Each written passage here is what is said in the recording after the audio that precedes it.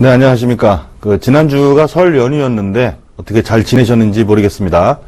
오늘은 보장성 보험 왜 언제 필요한가에 대한 말씀을 좀 드리고자 하는데요. 조금 서두르신다면 갖고 계신 보험 증권이나 가입서계서 등을 갖다 놓고 같이 이 방송을 보시면 아마 좀 도움이 되실 것 같으세요. 오늘 드린 말씀 많으니까 바로바로 넘어가도록 하겠습니다. 자, 보장성 보험 왜 필요한가? 제가 매번 말씀드리는데요. 보장성 보험 여러분들은 왜 필요하다라고 생각하시느냐라고 여쭤보면 글쎄요, 있으면 좋고 없으면 문제가 될 것 같고 이렇게 대답을 굉장히 많이 하시는데요. 정확하게 내가 왜 필요한지 알고 가입하셔야만 내가 잡다한 보험, 다시 말하면 나한테 필요하지 않은 보험을 가입하는 그런 실수를 범하지 않을 수가 있습니다. 그렇다면 보장성 보험 왜 필요한가? 그 먼저 기준을 잡고 나서 보험을 선택하는 걸 아마 하신다면 좀 지출 낭비, 실수 이런 것들을 좀 많이 줄일 수 있지 않을까 이렇게 생각이 드는데요. 첫 번째입니다. 보장성 보험 왜 필요한가? 바로 이 치료비 확보입니다. 치료비. 첫 번째죠. 첫 번째 치료비 확보가 되는데 사실 보험을 들었다고 해서 모든 질병이나 상해를 치료한다, 완쾌가 된다. 그건 아닙니다. 얼마나 심각하게 아프느냐 또는 의료진의 기술이 얼마나 좋으며 얼마나 조기에 판단을 하고 내 증상을 파악해내느냐 이거에 따라서 사실 치료는 결정이 날 수가 있는데요. 문제는 중증 상해나 중증 질병으로 인해서 흔히 말하는 고액 치료비가 들어가는 거에 대해서 자금, 경제적인 여유가 없다면 치료를 받고 싶어도 내가 원하는 치료를 충분히 받을 수 없는 문제점, 그 경제적인 위험을 해결하기 위해서 사실 보험을 드시는 건데 무턱대고 이 보험 좋아라고 해서 가입하시면 안 된다는 거죠. 다시 말하면 중증 상해에 내가 치료비가 정말 확실하게 확보가 되어 있느냐, 이게 첫 번째 관건이고요. 두 번째는 소득과 자산의 보존입니다. 잘 보시면 소득과 자산을 제가 하나의 그 패키지로 묶지를 않는데요. 소득은 누가 될까요? 자산이 형성되기 전, 흔히 말하는 사회 초년생에서부터 40대, 50대 들어가기 전, 내 집 마련도 해야 되고, 차도 사야 되고, 애들도 키워야 되고, 다시 말하면 나갈 돈도 많지만 들어올 돈도 한정적이면서도 재테크를 해야 되는 그 시기에 들어오는 소득을 내가 보전하느냐. 나에게 문제가 있음으로 인해서 소득이 발생이 안 되면, 다시 말하면 우리 가족의 소득이 끊기는, 생계에 위협할 수 있는 그런 위험이 있거든요. 그거를 방지하는 것이면서 또 하나는 50이 넘어가 60이 돼서 경제적인 안정기에 들어섰을 때, 다시 말하면 그동안 젊어서부터 쭉 열심히 고생해서 재테크를 해서 내 재산을 기껏해서 만들어 놨는데 나이 먹고 아파서 내가 벌어놓은 자산은 치료비를 다 까먹는다면 정말 평생 고생한 내 노력과 시간들을 망쳐버리는 그런 일이 발생이 될 수가 있겠죠.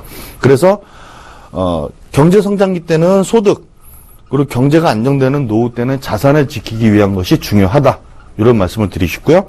마지막으로는 손해, 피해 배상입니다.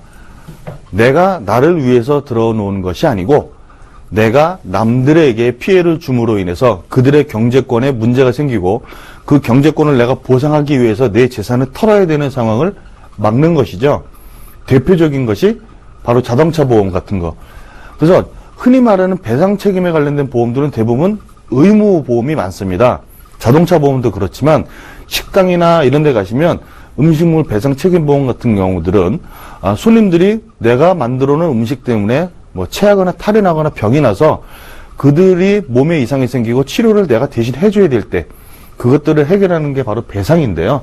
그래서 나를 위한 보험은 치료비, 소득 자산 보존을 위한 보험이고 내가 아닌 제3자, 남에게 피해를 줬을 때 발생하는 그 손실을 막기 위한 게 바로 배상 책임 보험인데 전반적으로 보면 치료비, 소득 보장이 나와 내 가족에 필요한 보험이 되겠죠.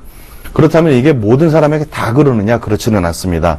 다시 말하면 내가 살아오면서 출생에서부터 사망 때까지 내가 어느 시기에 걸쳐 있느냐에 따라서 어떤 보험이 더 필요하느냐, 이 우선순위가 바뀔 수 있을 텐데요.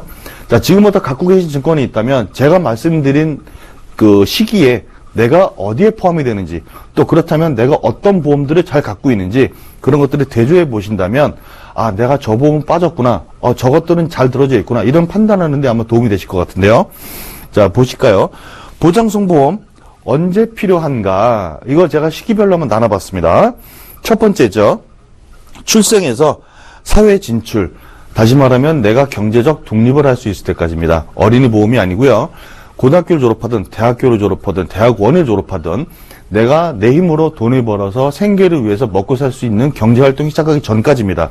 다시 말하면 제가 보호자가 아닌 피보호자 신분이 되겠죠. 보험은 누가 될까요? 그러면 저를 보호하는 보호자, 대표적인 게 부모님이 될 겁니다. 여기서 기준은 계약자가 기준이 아니라 피보험자가 기준입니다. 보험 대상자. 즉 내가 이 시기에 들어있을 때, 두 번째가 사회 진출을 하고 나서 은퇴 시까지 경제활동을 활발히 할 수 있는 시기입니다. 마지막으로는 사망 시, 은퇴 생활기죠. 요 세 가지 구분으로 봤을 때 그러면 내가 어디에 들어있는지 보시고 나서 그렇다면 저 사람이 말하는 것처럼 난 저 연령대에 저 보험이 있어야 되는데 왜 나는 없지? 그렇다면 당장 체크를부터 시작을 해보셔야겠죠. 자, 그러면 사회에 진출하기 전까지 치료비 확보입니다. 나에게 상해 또는 질병으로 인해서 우리 부모님이 경제적인 압박을 받지 않으려면, 그래서 대부분 부모들이 자식을 위해서 어린이 보험, 자녀 보험을 많이 들죠. 내가 경제적인 여력이 아직 완성되지 않은 상태에서 우리 아이에게 문제가 생기면 내가 원하는 만큼 치료를 해줄 수가 없어요. 그러면 상태가 더 악화될 수도 있겠죠. 그걸 막기 위해서, 다시 말하면 자녀의 치료비를 감당할 수 있을 만큼의 자산 형성이 안 되는 상태이기 때문에 미리부터 보험으로 가상의 자산을, 흔히 말하는 보장자산이라고 하는 것들을 미리 준비를 시켜놓는 겁니다. 자, 그렇다면 어떤 것들이 있을까요? 진단비. 빨간색으로 하는 건 필수사항입니다. 진단비, 상해, 질병, 치료비입니다. 대표적으로 실손보험이 여기에 해당되는데요. 특히 자어린이 보험 잘 보시면 이 상해, 질병, 치료비 같은 경우는 특약이 굉장히 많습니다. 적게는 뭐 20, 30개, 많게는 7, 80개 이상의 특약을 구성하는 어린이 보험도 많은데요. 그 많은 특약도 다 좋지만 정확하게 내가 지금 진단비가 정확하게 잘 들어가 있느냐, 이거 자녀보험 초점을 맞춰보시면 되고요. 두 번째는 사회활동기. 소득 보전과 자산 보전이 첫 번째입니다. 그렇다면 보험은 어떤 게 필요할까요? 사망보장금이 먼저입니다. 사망보장금이라고 한다면 우리 가정을, 경제를 이끌어가는 가장에게 필요한 보험이겠죠. 그 다음에 당연히 진단비가 들어가고요. 후유장애. 만약에 가장이 소득이 끊기는 것만 해도 문제가 안 되는데 부고가 아닌 장애로 인해서 계속해서 집에 또는 병원에 내 몸을 맡기고 누워있거나 또는 간병인이나 내 보호자가 나로 인해서 아무것도 못하고 내 옆에 항상 24시간 있어야 될 정도로 심각한 후유장애가 발생된다면 결국은 생활비도 생활비지만 나로 인한 치료비는 더 많이 들어가겠죠. 내가 한참 벌 때보다 더 많은 돈이 필요한 상황이 벌어집니다. 그래서 그걸 해결하기 위해서는 후유장애에 관련된 보장이 반드시 있으면 좋겠고요. 마지막으로 은퇴생활기인데요. 치료비입니다. 여기서 치료비는 자녀를 위한 치료비란다면 여기서는 나를 위한 치료비입니다. 이게 없으면 어떤 문제가 발생될까요? 나로 인해서 나의 아이들이 나를 치료하기 위해서 그 아이들이 열심히 키워온 아이들이 자기가 돈 벌어서 행복한 삶을 누려야 될 시기에 부모를 위해서, 나를 위해서 자기의 모든 것을 포기하고 내 집 마련, 자동차, 애 키우는 것 다 포기하고 나를 위해 모든 돈을 써야 되는 상황이 벌어지는 거죠. 그걸 막기 위해서 내 스스로, 내가 나를 위한 치료도 좋지만 나로 인해서 우리 가족, 자녀들이 경제적인 손실을 보지 않기 위해서는 치료비 확보가 필요하다. 죄송합니다. 자, 그리고 거기에 대한 보험은 후유장애, 진단비, 간병비 이런 것들이 있는데요.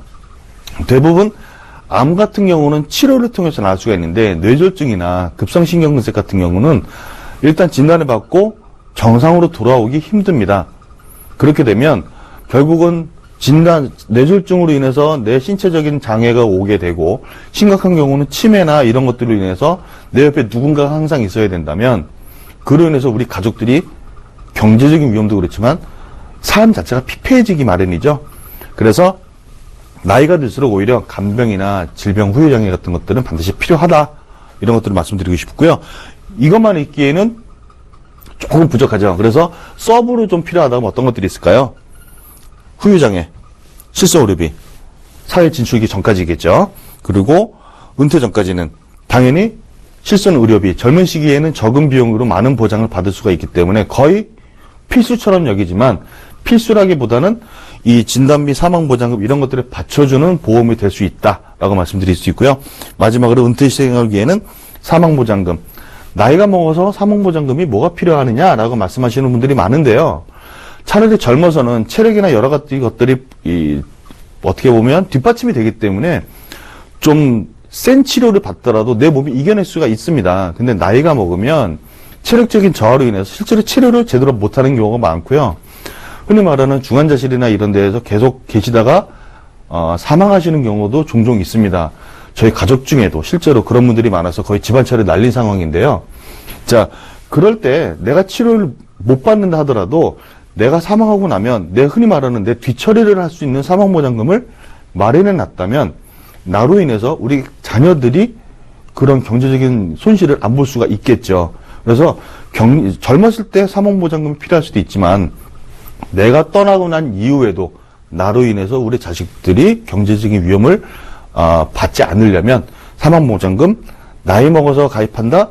특히 50대 분들 젊은 사람들하고 비해서 보험료가 4배, 5배 이상 비쌉니다. 그래서 오히려 여유가 있고 조금 더 경제활동할 수 있는 요 시기에 사실은 웬만한 보장은 미리 가입을 해서 완성을 시켜 놓으셔야 요 기간은 지킬 수가 있다. 이런 말씀을 드리겠습니다. 지금 갖고 계신 증권을 보시면서 내가 어디에 해당되는지 보시고 어떤 보험들이 나에겐 있는지 없는지 이걸 먼저 확인해 보시는 게 저희에게 전화를 걸어서 내 보험 점검 좀 해주세요라는 것보다 오히려 더 먼저 선행이 돼야 되는 부분이니까요. 꼭 한번 갖고 계신 증권 확인해 보셨으면 좋겠습니다. 이상으로 마치겠습니다.